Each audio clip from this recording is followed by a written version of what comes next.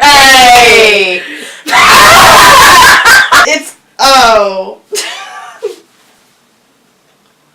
Hey y'all! I'm the Fangirl. And I'm the Cinnamon Roll. And welcome to our first video of the new year. This video is going to be getting hot and steamy. We are kicking off February, the month of love, by reading a romance novel. Appropriately named Love and Glory.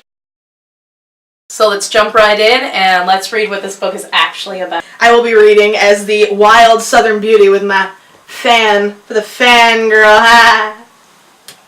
Go home. Gotta put on my Scarlett O'Hara.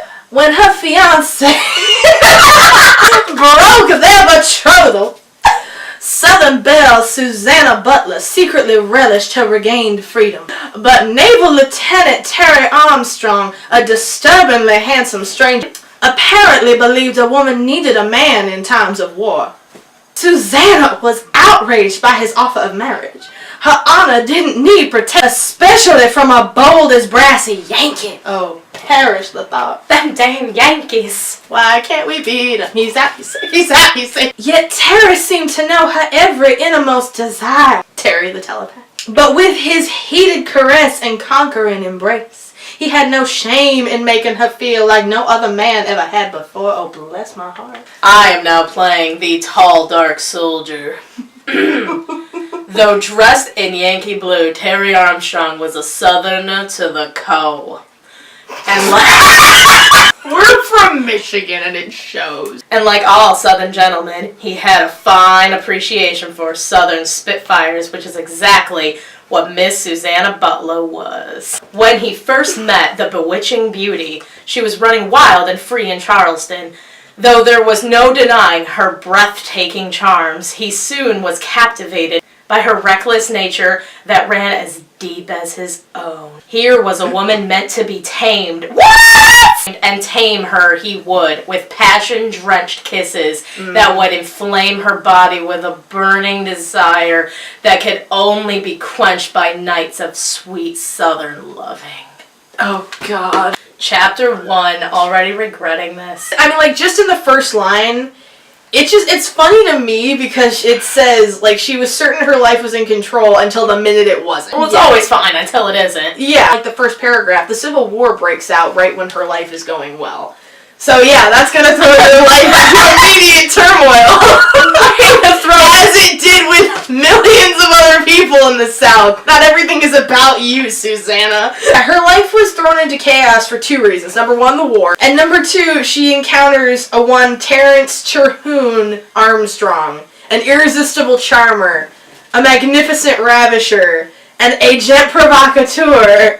I don't know if I'm saying that right. Agent provocateur? Is that what it is? I've never... Like an agent of, like, lust. The spy who would cost her her heart, and more than likely it seemed to her a scant half a year later, her freedom as well, for some time to come. So skipping ahead, literally it was like April she met him, and then September, so months later, and now she's like locked up. So she lives in the South. She was arrested by the North for supposedly being a spy for the South. So now she's just in a waiting room and waiting to be interrogated, and then she's like, and to come in to interrogate her is the notoriously cruel Napoleon Baker! That was perfect time for ominous me to say. So literally, she's like describing this place, and I feel like she's just being petty. Like, when you're describing someone you don't like, it's like, you know, she pushed this girl down, she like said bad stuff, and she has split ends. And now you're just nitpicking. Gabriella girl dumped her lunch on me on purpose!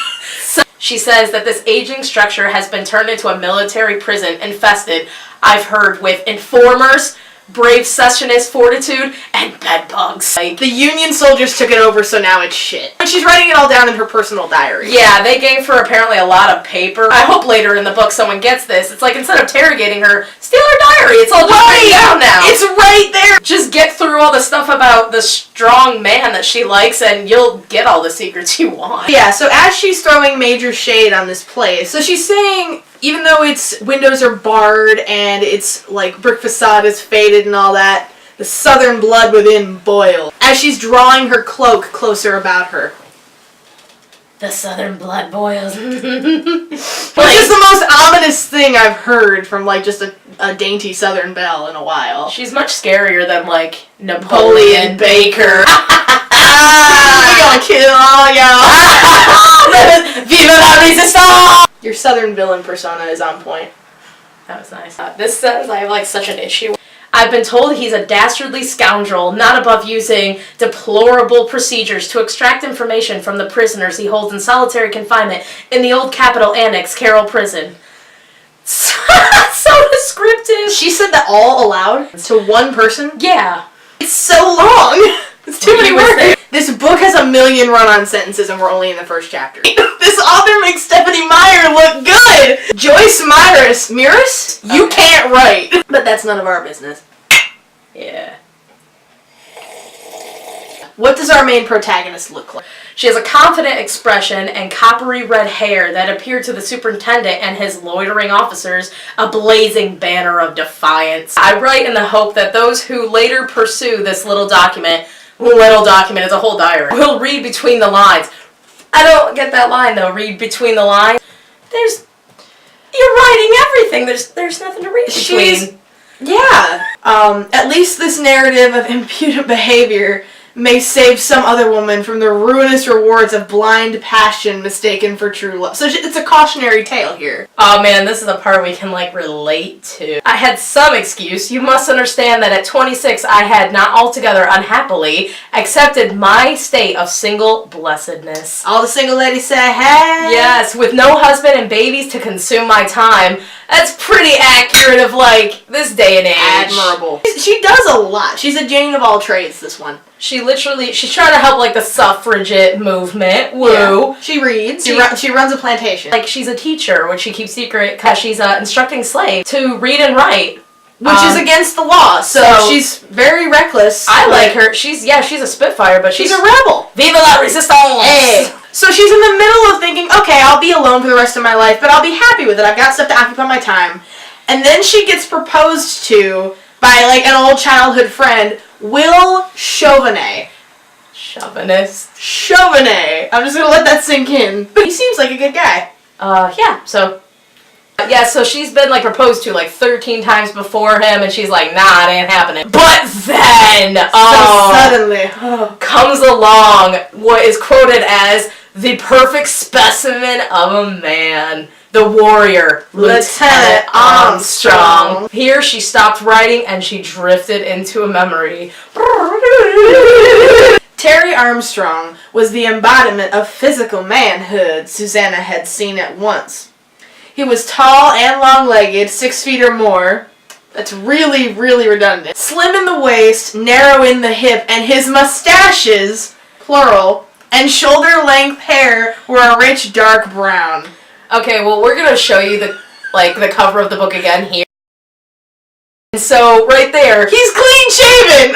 And his hair is not what I would describe as shoulder length. No, okay, hustled in back. He cut such a dashing figure that she was afraid he might be the one she had waited for and given up on ever finding. Afraid because she did not want to upset her sensible plans by actually falling in love. That's a long sentence. She just likes his physicality, like... It's love at first sight. Like he's a hunk of burning love. And she's worried that it's gonna upset the engagement that she just... she literally... The guy just proposed to her, she says yes, and then this other dude just shows up out of nowhere and she's like, well, fuck, now what? So she's caught up in this mess of the war and she, like, everything's all in chaos. She's like, they're all thinking like, well, we could all die tomorrow, so why not have a romance?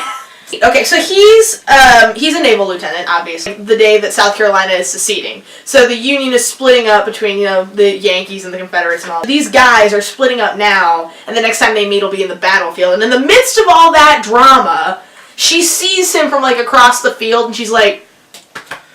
And she remembers this moment to a T, and she describes it like Sophia from Golden Girls. Picture it. April 21st, 1861. Tuesday. There were blue skies. One she would never forget while she drew breath, she knew. I hope she stops drawing breath. Her father and her brother are there. Yeah, so... She has a little brother who's in the middle of all this, too.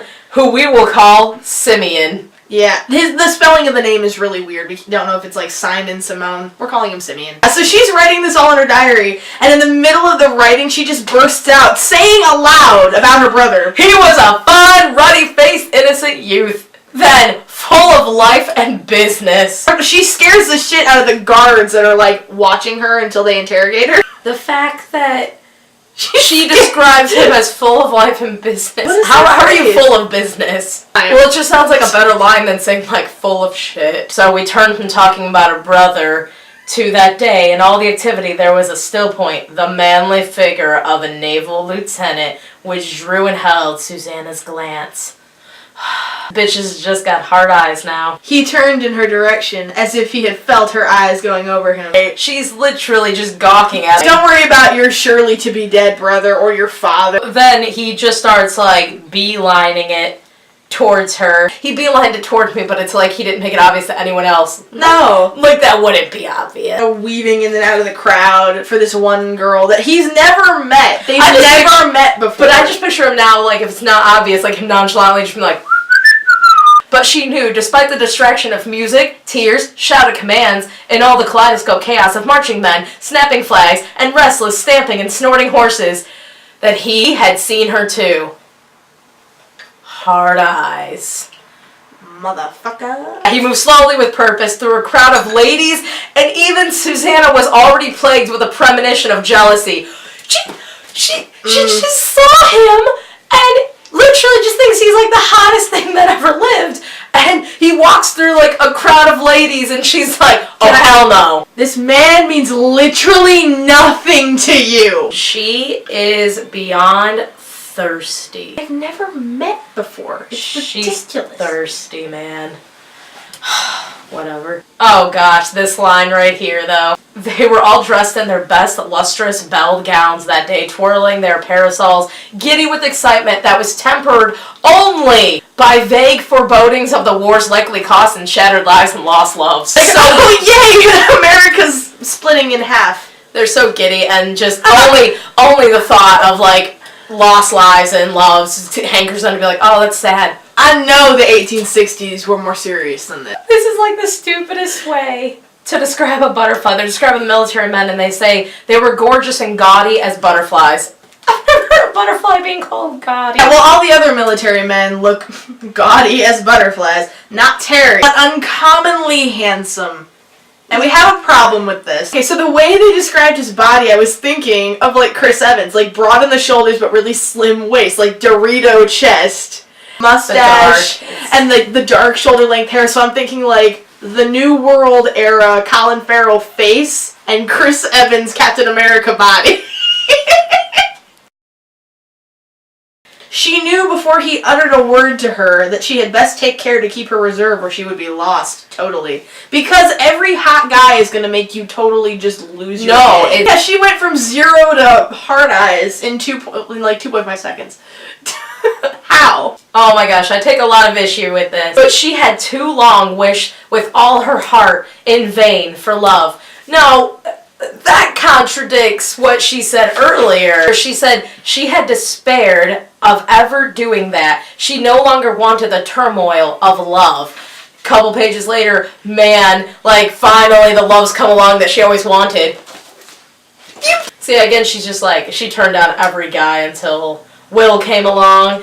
And then along came Terry, and she did surely fall in love. Not a little, but in the sublime and yielding, immeasurable way she knows no bound. Keep in mind, they haven't actually said a single word to each other yet. He's still beelining it. They don't even know each other's names. He's just really hot, and she's already decided he's her everything. This is like Ariel and Eric from The Little Mermaid. But worse. There's a war going on.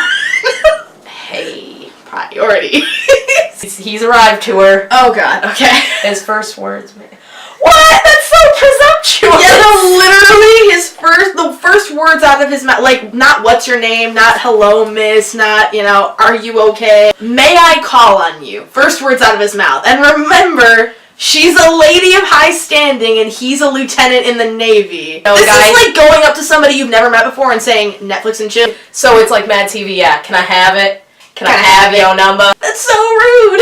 So she's like, sir, in normal times, I would not even bother to reply to a total stranger making such a request, but in the present circumstance, I feel obliged to respond in some way to the fellow soon to be facing battle. I mean, I feel like that, like, oh, you're going off to war, I should be nice.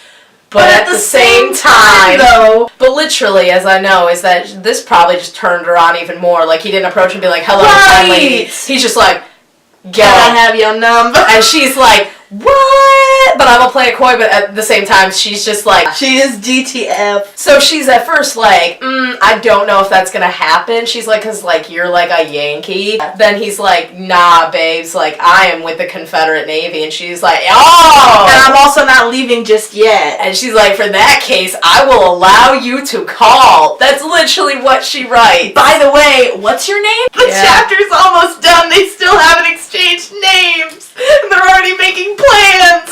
Whomever or whatever it was, God's fates or furies that decides about love and desire, had decided about Susanna Butler and Terrence Armstrong. And that was that. They're in the stars. It's written. It's fate. You're picturing Hades from Hercules. Just like, let's match up these two and see what happens. So now he says, my name, ma'am. Now he's being all proper. He's like, can I call on you? Now he's like, ma'am. So he's trying to like find out her name and stuff, and she's like not gonna give it away because she knows. He's like, yeah, the Commodore is like, I could totally stay with him, and she's like, oh, is that so? And he has no idea that I'm the Commodore's daughter, and they'll be living under the same roof. Oh my god, I can't believe that happened. She dearly wanted to see Terry Armstrong's handsome face when he discovered who she actually was, the old man's one and only daughter, Susanna Butler. You gotta appreciate the little things, like fucking with people. So, predictions of what will happen. I feel like there is going to be some kind of scene where they are going to be like in the barn or a meadow making love. Oh, her brother's gonna die. Her father might die too, who knows. So, that's been the first chapter. That's the beginning of the riveting tale of love and glory. As we're reading it with them. That's hot. Sorry. That's my reaction to this chapter. You'll see us. We'll be reading this probably through the coming year. Yeah. It's a thick enough book, and not every video will be about reading this, but we will. Right. We will get those chapters done. But while waiting for another chapter to come, we are going to be doing another video on Valentine's Day where we'll be making Valentine's themed shots. So it's going to be another fun video. So come take some shots with us on Valentine's Day. So if you want to know when that video is going to be uploaded, you can subscribe to us down below and ding the bell for notifications. And if you liked this video, be sure to give us a thumbs up down below, leave us a comment, tell us what you thought. But until next time, I've been the Fangirl. I've been the Cinnamon Roll. Thanks for watching, and as always, stay lovely. Not yet. I can't see. They call me eyes. Hard eyes. Or no, you know we should do, stay lovely, because it's... I have a mug.